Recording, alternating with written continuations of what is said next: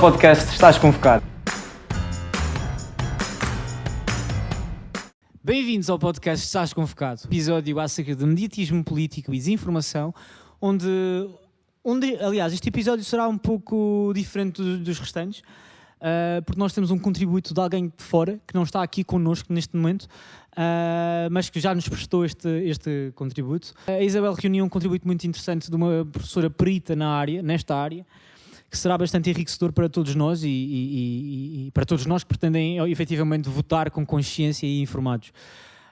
Obviamente um tema acerca de um agente político que é a comunicação social e o que é a comunicação também nesta nova era digital.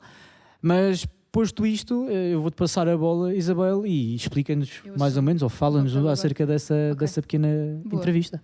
Muito bem, então... Antes, sequer de eu também aqui falar um bocadinho da entrevista, que foi feita via Zoom, porque a professora não está connosco, como disse, não está connosco aqui, connosco. Presencialmente. Exato, como disse o João Pedro. Porquê é que nós decidimos falar com a professora Rita? A professora Rita, como eu já disse, é especializada na área da comunicação política e de facto é professora de mídia política na Universidade Católica, ou seja, este episódio fala mais não só da política, mas também da política nos mídia e de como é que a política é falada nos mídia e a importância que as redes sociais, que a internet e também os meios de comunicação tradicionais têm vindo a ter nos políticos e na política no geral. Isto, eu acho que também a entrevista com a professora Rita foi muito esclarecedora em algumas questões que nós lhe fizemos, de não só a importância que as redes sociais têm vindo a ter nos dias de hoje, mas também a importância que os meios de comunicação tradicionais continuam a ter, principalmente a televisão, que continua a ser o meio de comunicação com o maior número de audiências, e para além disso também falar sobre a desinformação, sobre as fake news e até que ponto é que as fake news às vezes podem ser algo favorável para o político ou não. Portanto, depois desta pequena explicação do que é mediatismo político, do que é desinformação, até que ponto é que as redes sociais são importantes ou não, acho que melhor para passar para a segunda parte deste episódio, que é, de facto... A entrevista. Apresentar aqui a entrevista com a professora Rita.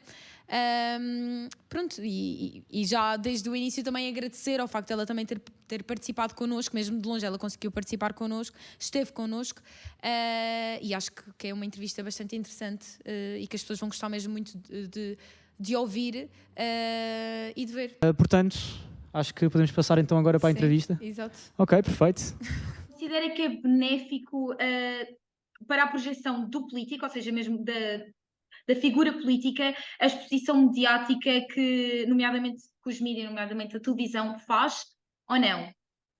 Claro que sim. A televisão tem uma questão fundamental, porque ela junta também imagem, não é? Uma questão elementar, mas que é fundamental, imagem e som. Portanto, e a imagem em movimento, não é? Portanto, à medida que os políticos vão aparecendo na televisão e permanecendo, quer seja nos noticiários, quer seja inclusive ir a programas de entretenimento, não é? Que é também um espaço cada vez mais frequentado por políticos, e isso permite às pessoas dar uma certa sensação de familiaridade com a figura, porque vêm a falar, veem como se expressam, os gestos, a voz, como é que é a sua fisionomia, que expressões faciais fazem. A diferença quando estão no cenário mais formal do jornalismo ou num momento mais descontraído, em programas de entretenimento, em que, na maioria das vezes, são abordadas questões mais pessoais da história de vida desses mesmos políticos. Portanto, isso permite chegar de uma forma mais imediata às pessoas. E depois, muitas vezes, o que acontece, como eu referi há pouco, na articulação com as redes sociais, a própria equipa desse político e o próprio meio depois fazem pequenos clipes dessa prestação televisiva, o que significa que esse momento prolonga-se para lá do momento em que aparece na televisão, quer seja em direto num noticiário, num debate ou num programa eventualmente gravado, uma entrevista, uma participação qualquer. Portanto, digamos que prolonga a visibilidade. E também reenquadra essa visibilidade, porque esses clipes depois também são integrados provavelmente com outros temas, com outras ideias, e portanto vai fazendo com que de facto o político consiga ser mais conhecido, consiga ser visto, e as pessoas comecem a perceber como é que ele funciona no espaço público, digamos assim, como é que ele se comporta, quais são os seus movimentos, o tom de voz, a sua agressividade ou não, não é? Agora, depois há aqui uma outra questão, que é, durante muito tempo dizia-se que não interessa como é que se fala, o que interessa é que falem, não é? Aquela ideia de que nunca há má publicidade. Depende, não é? Porque as generalizações às vezes são complicadas, porque depende muito do contexto em que o político está. Há momentos em que de facto pode beneficiar dessa visibilidade, há outros momentos que essa visibilidade pode ajudar, digamos que, a corroer a sua própria credibilidade. Portanto, depende do momento específico político em que o político se encontre, ou que haja alguma história mais complicada em que ele esteja envolvido, não é? Portanto, se bem que se possamos fazer uma generalização a dizer que a visibilidade é fundamental, absolutamente fundamental, mas há momentos em que, de facto, os políticos podem beneficiar se não tiverem tanto sob os holofotes, quer seja dos média profissionais, quer seja das próprias redes. Portanto, é preciso também saber fazer essa gestão e calibrar a presença e a ausência. E neste sentido também que a professora está a falar de descontextualização, vem o conceito das fake news. E é possível e pode existir que os políticos acabem por usar as fake news como um escudo contra os mídia ou para os mídia, ou seja, mostrar às pessoas que talvez tudo aquilo que é dito nos meios de comunicação e nas redes sociais não é a realidade, através das fake news. Há aqui, desde sempre, os políticos, sempre que não gostaram da forma que o jornalismo falou sobre eles, sempre disse que o jornalismo não tinha sido fidedigno em relação às suas palavras, ou que tinha alterado o sentido do que se tinha dito. Portanto, isso sempre houve, essa crítica dos políticos em relação ao jornalismo sempre houve. Ora, o que há agora, digamos assim, ou de alguns anos, é esta parte, e principalmente essa consciência e esse tipo de discurso começou com o Donald Trump na sua campanha para as eleições de 2016, foi um ataque direto aos média, ao jornalismo, independentemente de uma peça em específico que se estivesse a falar, não é? Portanto, uma coisa diferente do passado, dizer eu dei a entrevista a este jornal, mas foi descontextualizada aquela minha citação quando foi puxada para título uma determinada afirmação, foi descontextualizada. E, portanto, o que o político estava a criticar era uma questão específica. Não estava a criticar nem aquele meio em geral, dizendo que tudo o que faz é errado, nem a criticar os média como um todo, a dizer que são agentes que não se pode confiar de forma alguma. A grande diferença que começou a verificar-se a partir de Donald Trump na campanha para as eleições presidenciais norte-americanas de 2016 foi tornar como parte ativa da sua estratégia eleitoral alimentar uma crescente desconfiança em relação aos média profissionais, dizendo-lhes que eles sim, os grandes produtores de informação falsa. Ou seja, que a informação falsa é produto do trabalho profissional dos jornalistas e que todo o tipo de críticas que fizessem a Donald Trump é porque estavam a produzir mentiras, não é? E, portanto, digamos que esta forma de olhar os meios de comunicação tornou-se uma linha política desenvolvida por em muitos lugares diferentes das democracias que nós encontramos. Vemos o caso americano, também no caso do Brasil, também em vários países europeus, não é? Na Índia também. Portanto, digamos que portanto, há aqui uma alteração nesse aspecto, colocando as fake news como sendo produto do trabalho jornalístico. Outra linha e outra forma de olharmos aqui a questão das fake news é o facto de, pelas características das redes sociais, o facto da impotência qualquer um de nós poder ter acesso ao espaço público, não é? As redes sociais e divulgar qualquer tipo de conteúdos, verdade ou não, e o facto de não haver controlo, digamos assim, naquilo que é transmitido, também fez com que muitos grupos mais organizados, menos organizados, com mais intencionalidade ou menos intencionalidade, propagassem uma quantidade enorme de fake news. E há também, de facto, outra questão que faz com que as fake news seja difícil estancá-las, digamos assim, que é o facto de, se elas têm uma intencionalidade política ou ideológica, muitas vezes, elas também são um negócio. Portanto, há quem explore a produção de fake news porque obedece a um tipo de construção que capta muito a atenção das pessoas. São muito alarmistas, exploram muito os medos, os receios, as ansiedades, e isso faz com que as pessoas cliquem, não é? E que, de facto, e ao clicarem, digamos que estão permite a quem as faz lucrar com elas, não é? Portanto, estas fake news, elas resultam de uma questão ideológica, de uma questão económica e também do facto de vivermos num tempo em que cada vez se desconfia mais de todas as instituições, incluindo a política e os políticos, e faz então com que todo o tipo de conteúdos que promovam essa desconfiança e essa ideia de que há sempre uma outra intenção por detrás daquilo que está a ser dito, que haja uma propensão ou uma disponibilidade da parte das pessoas para pelo menos ir saber o que é que está ali a ser dito, não é? E as características das próprias redes sociais, estes são um tipo de histórias como circulam facilmente, geram muitos cliques, comentários, partilhas, as pessoas indignam-se muito, umas respondem a favor, outras respondem contra, portanto isso também permite, está muito em linha com o modelo de negócio das redes sociais, não é? Portanto, digamos que estes vários elementos em conjunto ajudam a perceber a presença proeminente ou muito evidente nas nossas sociedades atuais das fake news. E no início da nossa conversa nós falámos sobre os benefícios que os políticos podem ter nos mídias. Agora a pergunta que eu lhe faço é se existem benefícios para os mídias pela cobertura mediática das próprias figuras políticas, ou seja, os mídias acabam por ter algum benefício, ou não?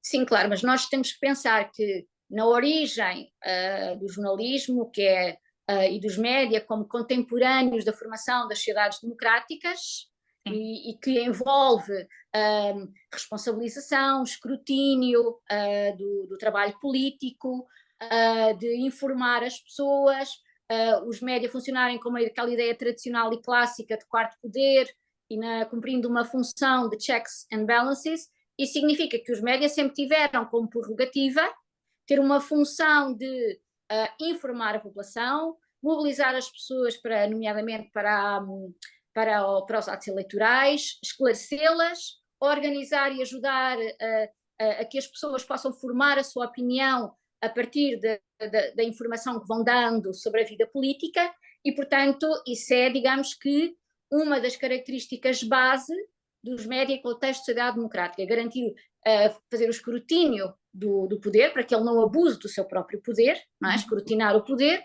e informar a sociedade para que as pessoas, enfim, cumpram também a sua missão cívica de serem cidadãos informados, envolvidos, atentos, interessados. Portanto, essa questão é uma questão basilar dos média no contexto de uma sociedade democrática. Agora, há novos problemas que surgem, que é quando essa cobertura da política ela torna-se cada vez mais orientada ou por uma lógica comercial, em que, em cima de tudo, as notícias visam a rentabilidade ao máximo, e nesses casos, quando a orientação é prioritariamente ou quase exclusivamente uma orientação comercial, é difícil não comprometer a qualidade da informação. Não é? E, portanto, isso introduz um problema para a democracia. E o outro, só para completar aqui o raciocínio, é o facto de cada vez existir um maior número de pessoas que evitam o consumo informativo, nomeadamente sobre questões políticas, não é? O que também introduz aqui um outro problema, não só do ponto de vista da qualidade da saúde da democracia e também para os próprios média, não é? Sim. Que se as pessoas não tiverem interesse em consumir aquilo que fazem, também a sua viabilidade fica comprometida. É essencial que haja uma boa relação entre a política e os meios de comunicação. Em princípio é bom, no ideal seria... Para os dois lados.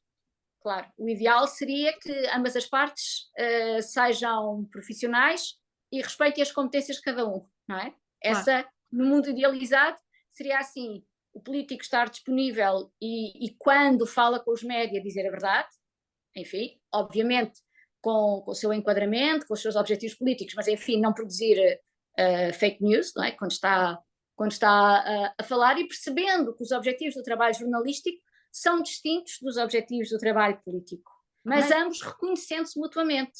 Sim. E respeitando, que essa é que é uma questão que tem, de facto, cada vez mais entrada em erosão atualmente, que é considerar que a outra parte não tem legitimidade, não é? Para fazer as perguntas que faz ou para dar as respostas que dá, não é?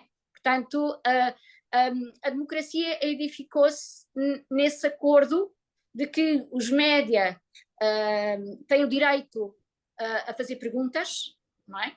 Têm o direito a fazer perguntas aos políticos, e por isso a política também se organizou com conferências de imprensa, com os políticos a darem entrevistas, a terem pessoas que, no caso americano, diariamente, várias vezes ao dia, um representante que fala com os meios de comunicação, ou como nós temos no caso português, em que nos dias em que há grandes decisões, ou os conselhos de ministros a seguir, os ministros fazem uma conferência de imprensa e comunicam com o eleitorado através dos meios de comunicação, explicando as decisões que tomaram, e os jornalistas fazem perguntas em sequência daquilo que os políticos dizem. Portanto, esse é o acordo de organização da democracia, não é? Os políticos têm direito a fazer as suas escolhas políticas, os governos, não é? A tomar decisões, mas que têm o dever de responder pelas decisões que tomaram e explicá-las, portanto, de aceitar o escrutínio e aceitar a crítica das perguntas que os jornalistas façam, não é? E os jornalistas também o dever de respeitar a resposta, não é? Ainda que possa contra-interrogar e por aí dentro. Mas, portanto, digamos que há aqui um acordo de perceber o que é o papel de um e o que é o papel do outro, e que ambos precisam do outro também, não é? Os políticos, mesmo com a maioria absoluta, não podem ganhar as eleições e só voltarem 4 anos depois, não é? Desaparecerem, digamos assim. Claro, estou a brincar, não é? Mas tem de haver um trabalho, sim, claro. Tem de haver um trabalho. De comunicação constante para manter a ligação com a opinião pública, para confirmar a legitimidade do resultado eleitoral, de assumir que tem que responder perante a própria opinião pública, não é? E, portanto, agora, claro está, depois há as múltiplas estratégias que tanto os médias utilizam como a política utiliza para beneficiar o máximo possível dessa relação, não é? Mas sim, também não existem meios de comunicação, não existirão meios de comunicação se os políticos não tiverem mínima disponibilidade para falar com eles, não se fizerem boicote contínuo, não é? Porque os políticos precisam dos média e os média também precisam dos políticos, e mesmo com a importância que têm as redes sociais para os políticos, que faz com que consigam estabelecer uma relação direta com o eleitorado sem precisar dos média, nessa relação direta, mas, como eu disse, mesmo que façam um enorme investimento nas redes sociais, isso não substitui a necessidade também da sua presença nos palcos mais tradicionais ou convencionais, como eu dizia. Muito bem. Pronto, olha, professora, obrigada. Portanto, já sabem, estão convocados a comparecer no próximo episódio, ou seja, na segunda parte deste episódio. Este episódio estará dividido em 2 partes, portanto a próxima parte sairá na próxima sexta-feira, que será sobretudo sobre comunicação política na era digital. Continuaremos a ter o contributo da professora Rita Figueiras, portanto não percam, estão obviamente todos convocados a comparecer neste episódio e a ver e a ouvir este episódio. Portanto, sem perder mais tempo, sigam-nos nas redes sociais e nas várias redes sociais, sigam-nos no Spotify. Se tem algum tema que queiram que nós falemos aqui, não hesitem, entrem em contacto connosco através das diversas vias que nós temos. Portanto, sim, até o próximo episódio. Continuações. Saudações juvenis. Podcast Estás Convocado.